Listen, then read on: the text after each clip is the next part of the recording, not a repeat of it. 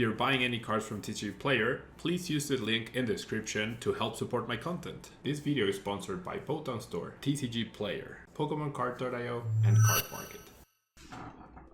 Hello everyone and welcome back to a brand new video here at Tailman. Thank you so much for tuning in. We're going to be playing with another concept which borrows from Ross Coffin's anti-meta Moltres deck, but tries to expand a little bit on it. I definitely think that deck should very easily fall to both Urshifu and Jolteon, which are the number 3 and number 2 decks respectively in the metagame right now. Just by tournament result data, in the online tournament scene we have Mew VMAX as number 1, Jolteon as number 2, and Rapid Strike Urshifu as number 3, with single strike decks coming up at number 4. So in general terms, what I was trying to do with Fluffy the past few days was trying to find counters to it. Raihan plus Aurora Energy and a way to attach extra energy seems to be the way, or the best way, in order to deal with such threats like powering up something out of the blue. Because if you have something on your bench that can't be powered up in one turn to threaten a 1KO, it's just gonna get bossed, right? And there's not much you can do about it. But hopefully this is a way we can compensate for that. So we're going to be utilizing this trio, right, which on paper counters exactly a top 3 decks. Both Moltres and Hoopa are dark types, so they counter Mew VMAX very easily. Both attacks the Aura Burn 190 times 2, 380, and Shadow Impact 170 times 2, 340. So even if they have a Record in play, you still do 320 and you want to KO them. Now on top of this, Hoopa can become Psychic type with its 2-faced ability, allowing you to hit Rapid Strike Urshifu for a 1KO as well. And Moltres and Zapdos V with the Thunder's Kick attack to 770 and times 2, 340. Jolteon will usually ever only have 2 VMAXs or 2 Pokemon V in play, which means your attack will cost fighting and colorless, but that's easily powered up through Raihan or through an energy switch play with Galarian Moltres V's ability Dire Flame Wings, or with Galarian Moltres' Malevolent Charge ability as well. So if you have energy in your hand that you can discard, you can use this Moltres and as a single price attacker as well. If you have energy in your discard pile, you can use this Moltres, but as long as you have a bunch of Moltres in play, you can then use that to your advantage to energy switch those energies away from Galarian Moltres into the other Pokemon that can't be easily powered up or don't have self-powering up abilities. We're combining this with the Drizzle and Inteleon line. As we can see, we have 2 Shady Tailings Inteleon this time instead of 2 Quick Shooting, so that we can search for double combo pieces like Energy Switch plus Raihan, or Energy Surge plus Raihan, or I don't know, Training Cord plus Energy Switch. You never know, right? But finding Raihan is going to be pretty key at the right time, so having access to Shady Tailings and Inteleon seems very important. But we only have 2 evolution instances, and there's generally merit, like the 20 damage from Quick Shooting. I feel like I added it. When I was adding it, out of habit, right? Because you have this, so why not? But 20 damage doesn't seem very relevant in terms of getting KOs on important stuff that you wouldn't be able to otherwise. However, I will say that if your opponent has taken 5 prize cards and you have Fire Wrath doing 270 damage, you could even use this cast form, which is here just for the free treat, which does Rainfall 20 damage spread plus some Quick Shooting, that's 40 damage on whatever target, and then with a Fire Wrath doing 270 with the previous 40, that's 310, and then another Quick Shooting that is 303 damage. So you never know, it's a weird, quirky situation, but it's definitely something that maybe your opponent doesn't see coming at all in a given situation. And you can power up cast form with Aurora Energy, so that is why I'm choosing this cast form over all the other ones available to this in the standard format. We also have Crobat in case we need to like draw a bunch of stuff, see what we get, and then find the missing pieces off of Drizzle and Inteleon. For Training Cord, as we do need to have a counter to Path to Peak in order for Zapdos V to do its thing. And I do see how Suicune could be a problem, how like this is a very hit the top 3 decks and you're gonna have a really good time, hit anything else and you might struggle quite a bit. So it's a very hit or miss, but it's really difficult to cover absolutely everything, right? So this is what we're going with today. Let's jump into the ladder, see if we can get this working properly and what changes we need to make.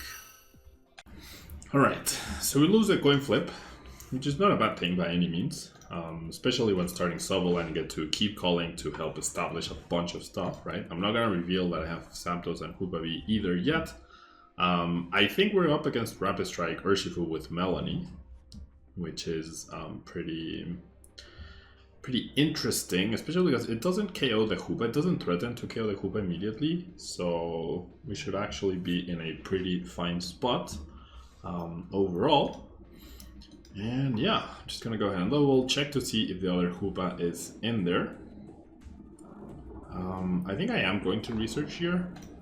And I don't see why... Oh, the other Hoopa is actually not available. That might be a problem. In fact, that could be a problem, Rooney.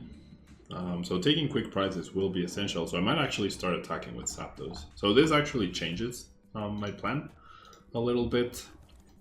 Gonna go ahead and bench the Sobble, bench the Castform, bench the Zapdos, bench the Hoopa, attach the Zapdos, and go ahead and research. The Intillion, I'm not sad about losing it, it's really not a big deal. And okay, I have ways to discard energy, I have retreat, quick ball, no Marnie, I mean no energy switch still, but that's alright. We do have Scoop Up Net as well. Ideally my opponent benches 2 Urshifus, so I can attack with Zapdos. Oh, they just passed. That really sucks. I'm not threatening though. I'm actually not threatening here at all.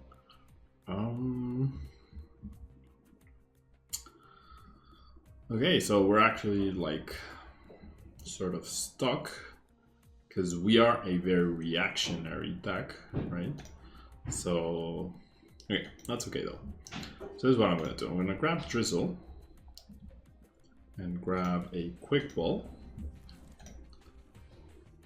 I do have the Scoop Up Net. I just need, like, if I get a bunch of energy into play, then I can just easily transfer them onto the Hoopa at any given point. So Moltres will be my thing. I won't be able to apply pressure this turn. Unless I went for Crobat. I could actually take a KO with Crobat. Maybe that's what I do actually. I kind of like that actually.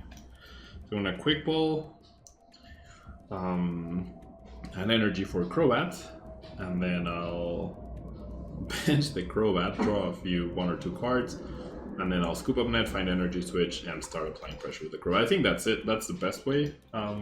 That's the best thing to do right here, to start taking advantage of my opponent's very slow start.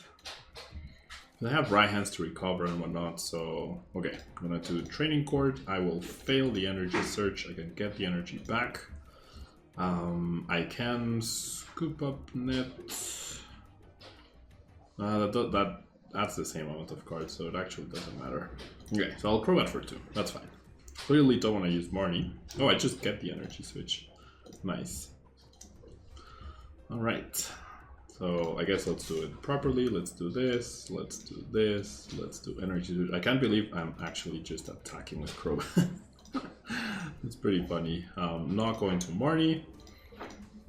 I get to apply the pressure right here. And yeah, just Venomous Fang for now. Otherwise, if I powered up Moltres, I wouldn't be getting a knockout on this Sobble, right? And we know my opponent doesn't have another basic, doesn't have a Drizzle. So this means the game's over within 2 turns, and any prizes I get ahead of are always good and useful. We see the bucket. That's the top deck, purely for thinning, right?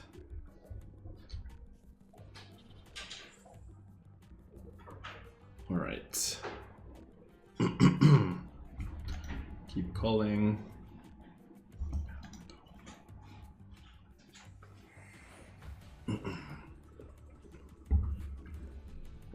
Now there's double Urshifu in play, but now I can just start powering up the Hoopa, right? Hoopa is never one-hit KO'd, so this is actually completely okay. And I'm just gonna go Venomous Fang. Like I can just react to a knockout on my Crobat. Hoopa is never one-hit KO'd at all. I'm at a point where now I can just Drizzle for energy switch and power up the Hoopa out of the blue, so we're in a pretty fantastic spot. Because of my opponent's very slow start, obviously. Out of the blue here, my opponent might be able to just, or will be able to just get 3 prizes. Possibly on the Crobat plus a Sobble, but we have the right hand to react with, so it should be good. Should be good. So if my opponent doesn't take a knockout and doesn't activate my right hand, that's okay. I have energy switch access. If my opponent does take a knockout, then I have right hand, so it's a win-win, right? We're creating this very easy checkmate scenario where my opponent is, there's like a saying, damned if you do, damned if you don't. Maybe that's not the word. It's not a swear word. I don't know, it's something like that. I don't know what the saying is, but darned if you do, darned if you don't. Okay. Escape rope, that's a very interesting card to get. Oh, you know what? I actually think I forgot to put boss's orders in the deck. I'm just thinking about this. I'm pretty sure I forgot to play boss's orders in this. Okay, so that's definitely gonna be the quick shooting until and gone. Absolutely. Yeah, I'm pretty sure. Okay, so my opponent went for the escape rope, even though he could have just knocked out the Crobat anyways. I don't understand the escape rope. I actually don't understand the escape rope play at all, or the escape rope search. They have their free retreat, they didn't need that. They had the knock on the Crobat anyways, they didn't need the Urshifu and the thing. Alright, but they don't end up doing that, which is perfectly fine.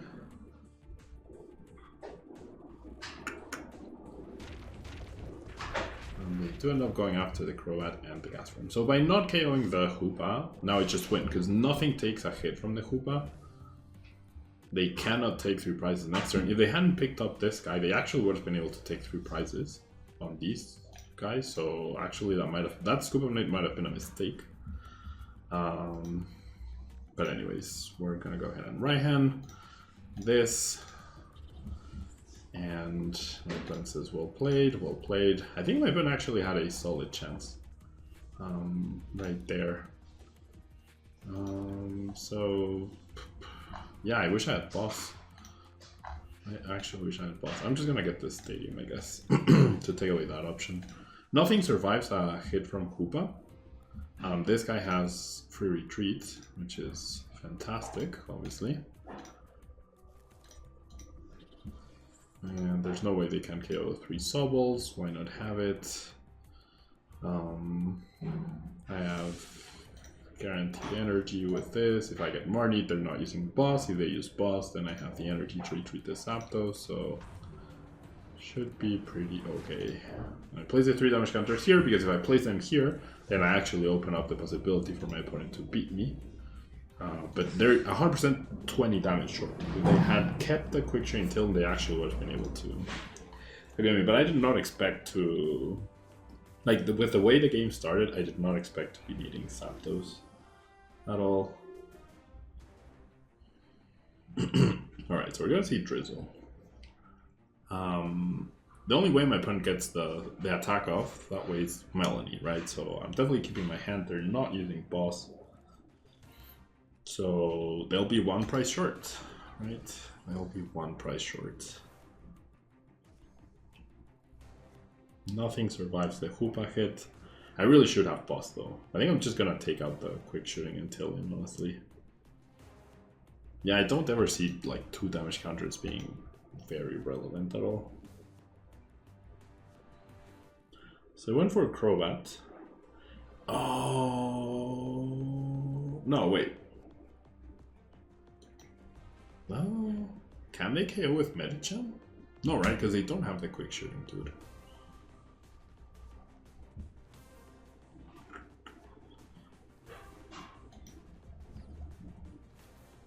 Can they KO anything with Medicham?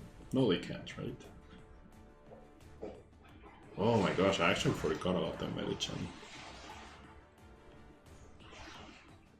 I genuinely forgot about the Medicham. That's pretty crazy. 1 damage counter off. Yeah, the quick shooting. The quick shooting. If my opponent had quick shooting, he actually would have won the game thanks to the Medicham.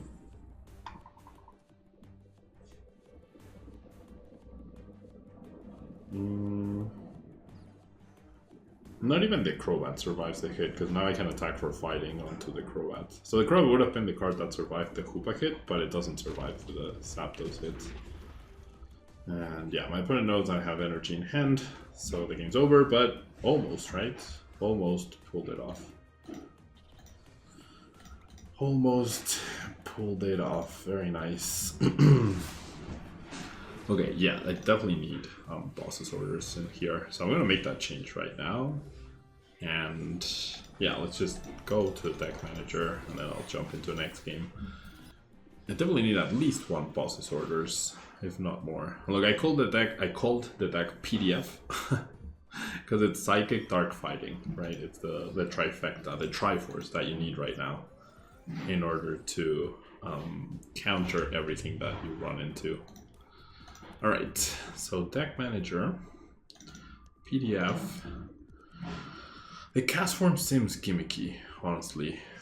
It does provide the free treat. I think it's the Intillion. I mean, maybe I can do this split, right? Just keep the quick shooting as an option. And that's one boss's orders. What's the other one? Maybe this? No, this is searchable through energy search, so definitely not that. Maybe one Aurora. Maybe I'm overdoing it. Maybe two Auroras, because I can Raihan for it, right? So 2 Auroras, 1 fighting. Yeah, let's do that. Let's actually do that. So then we'll do 2 boss's orders. Yeah, definitely need boss's orders. Alright, see you in the next match. Alrighty, so definitely want to go first, right? Have an opportunity to set up my Pokemon, get energy attachments. We start with the cast form, which is pretty interesting. We only have 1 level ball though. We are getting mulligans, so that's actually really nice. And I mean, we're up against something that's colorless, I assume. Could be Salamence. Battle VIP pass, very interesting. And there's a Sobble. So yeah, definitely gonna go grab a Sobble right here. I mean, next turn, honestly, I might just end up using Keep Calling. I'm not gonna reveal anything about my deck just yet. I'm just gonna go ahead and pass. I have a bunch of cards I can top deck to get out of this. Maybe I should have attached the Dark Energy, actually. Maybe I should have just done that. And just a straight up research. Still don't know what I'm up against. Justified Gloves. 30 extra damage to Dark type Pokemon. I generally have no idea. And I still don't know. I actually still do not know. Okay, so we're just gonna copy my opponent. How about I regret not having more space? I mean, I'm just trying to thin the deck, you know? Quick ball, okay. Are we finally gonna find out what we're up against? Greedent. Okay. Alright. Greedent VMAX trying to take extra prizes on my poor little dudes. Uh-oh. Uh-oh. Okay. Well, now we know.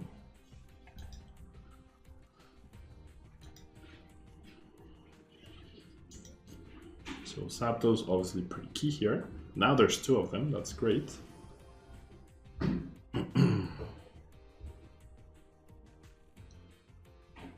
Top decking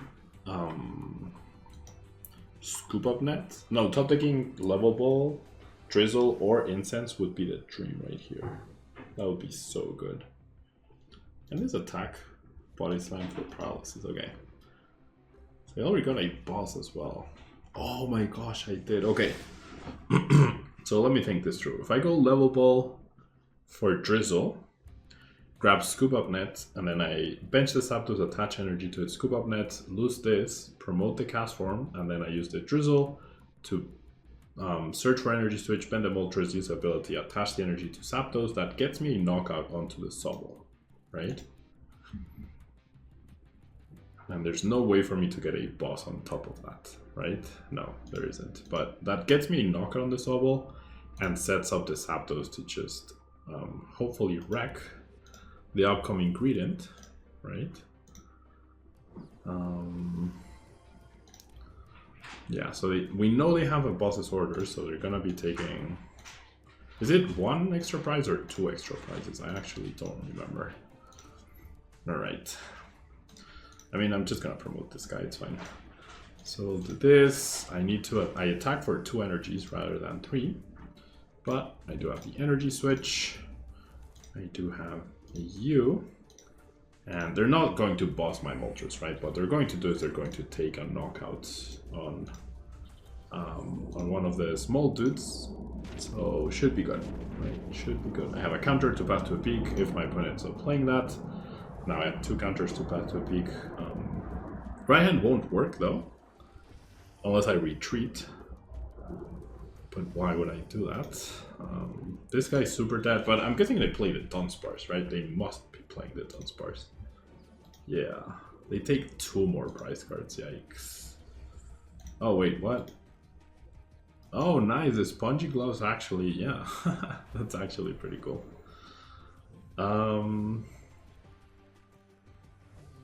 Okay, so they didn't attach an energy, so that means they can't win next turn, I'm pretty sure, because they can't boss. At the same time, I have access to Crobat. Is that worth it? They did search for the Zigzagoon, and they used a level ball for some reason for it instead of Drizzle. So maybe they priced a Drizzle. I think I should Marnie this turn. I think I should Marnie this turn. So I'm just gonna thin. Definitely don't need the Hoopa. And I don't need you either. You can be at the top of the deck. And then I'll do this. And so I'm just gonna get... what am I going to get? Marnie, and something else that I can play, or that I don't want at the top, probably the Raihan, because I'm just looking for Incense or Level Ball or Scoop Up Nets in order to Drizzle for boss to win next turn. I will need an energy on the Zapdos next turn actually, so probably should have grabbed Energy Surge instead. Okay, I do find energy, I also have the Drizzle. I just have the boss, in fact. So I will need the energy. They will only have 1, so my attack will cost 3 energy. So what is... If they go boss on the Moltres, I would actually be in trouble. What can I do about that, though? Nothing I can't do this turn, I don't think. I can evolve into this guy. If they go boss, then I get to keep this and I have Scoop Up Net. That actually solves it, because I do have enough energy searches and quick bolts and stuff to use my ability, retreat, etc. So actually, this is what I'll do. I'll attach here, and then we'll do Thunderous Kick. 1 shot. No Dunsparce, which is great. Maybe they'll add Dunsparce after this game. I mean, because of Urshifu's, you should be playing Dunsparce, I feel. So if my opponent uses boss, I just get the win by attaching, retreating energy switch onto the Zapdos, and that's that. Or if they don't, if they Marnie, then I have Drizzle and Sobble. I mean, I have like ways to find the boss, and I still I will need energy, but that's okay. But they just end up not even using the Crobat, so there we go. Could have been close, it wasn't in the end, and we just get the win right here. Nice. Alright, let's do one more. Alright, so we win the coin flip again. And now obviously Gradient is not a Pokemon that you would worry about in the current metagame. However, this hand, okay? However, on paper, that's sort of how the matchup would have gone against Jolteon, I guess. So we have that going. Okay. By having Station, though, We can never one-shot a Station. I definitely need to use Crobat right here in order to find more stuff. And so I'm gonna go, I don't think the healing will matter too much. I'm gonna go attach this, discard this, bench you, and then use Crobat for 5. So I'm gonna have to rely on pressure, but this is definitely a deck that you cannot beat. Like, absolutely you cannot beat Sation and Zamazenta, because their basic Pokemon is simply stronger than yours. They one-shot, you don't, and it's that simple, right? So, however, seems like we are up against Duraludon, VMAX, which we're in the same boat, absolutely in the same boat, unless they somehow get their energies delayed or not attached. I fully do not expect to be able to keep up with the Duraludon damage output. Okay, so I have a chance to start attacking, which is great. So I'll do this and grab Quick Ball, and then I'm gonna grab Moltres. Oh yeah, I'm gonna get rid of the Raihan. I have other Raihans, pretty sure. Yeah. The non-V Moltres could end up being key right here. And now I just need to find an energy so I can attack, right? That's the goal. Any energy or energy switch lets me attack this turn. Plus in Barney, maybe we can slow our opponent down just a little bit. We also take away the Duraludon VMAX.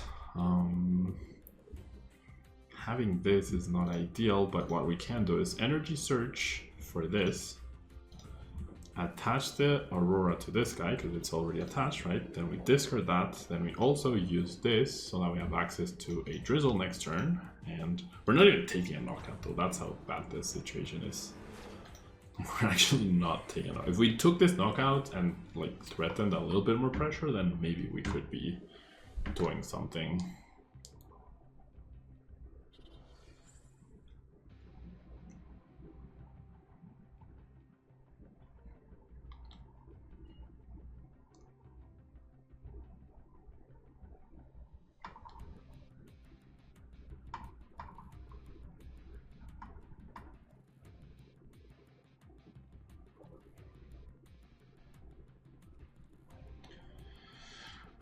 Flannery, annoying. Not the end of the world, I guess. Don't think I'll be using Marnie now, although I'm not sure I want to lose the right hand though. Okay. I'm gonna go this. I guess I will lose the right hand. I have one left.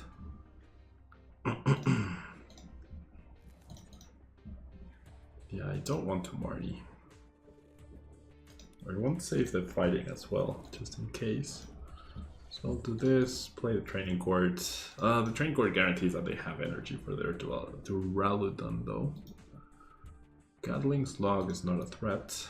Okay, now I can use this, and that means I have Galarian Moltres ready to follow up on my opponent's KO. Definitely want to establish a Sobble right here. And we'll go ahead and Shadow Impact and just place the damage counters onto myself. Take 2 prize cards. Not bad at all.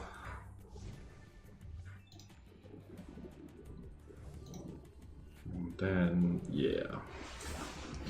So we have the Raihan. We can power up Zapdos in one go. We can power up Moltres in one go as well. The big charm with the healing, annoying, they have the adventures, so they win in 3 attacks, so I absolutely need to hit KO the Duraludon VMAX. It's gonna be difficult for them to power up another one though, which is great news. Yeah, so you're gone. So I power you up.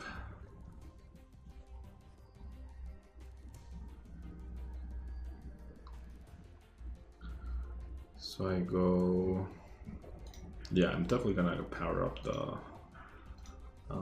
other Moltres. Okay. So if I training court, do they have energy? They do. I don't want to give them the training court yet. So just gonna bench the Moltres. No. I could get more need. I mean, if I bench the Moltres, that's fine though, right? Bench the Moltres, attach this energy, and then I right hand onto this guy and just search for another energy. I don't know. Yeah, I feel like I should just leave it powered up. Like I just did this, right? It's the end result is the same. So Darflame Wings, get the energy, bench this guy, and then use the right hand onto it. And I will... Oh wait, no, you know what? I messed this up. Oh no, by not attaching I actually messed this up. I can still save it, but this was a mistake. Yeah. Wow, that was actually a mistake. Whoops. I needed to use that ability. Because this guy's going down 100%. And then I'll be doing 220 damage. Which is enough to kill him. No. Wow. I really messed up with the Moltres though. I really messed up with the Moltres. Okay, researched away. Nothing too big. Yeah. I really messed up with the Moltres. Wow. Now I don't have an attacker ready to go. Oh, I really messed up with the Moltres, dude. Because now I'm out of right hand, so I can't attack with Zapdos. They healed. It's not even in range. And there's no way for me to power up the Moltres. I really messed up.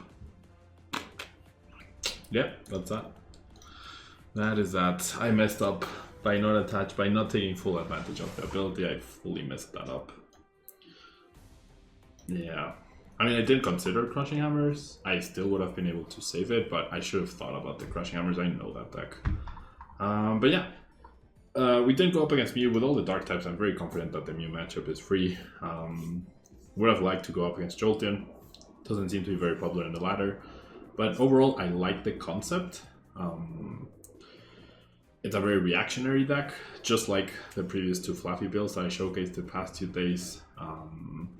This one, and just like Ross Cousin's Hoopa Moltres deck, it's a very reactionary deck, but this one is more fragile because you play more Pokemon V, but it also covers more of the metagame in a way. So yeah, thanks so much for tuning in. Hope you enjoyed it. I'm sure some of you will take this for a spin of your own, and I'll see you in the next video. Bye-bye.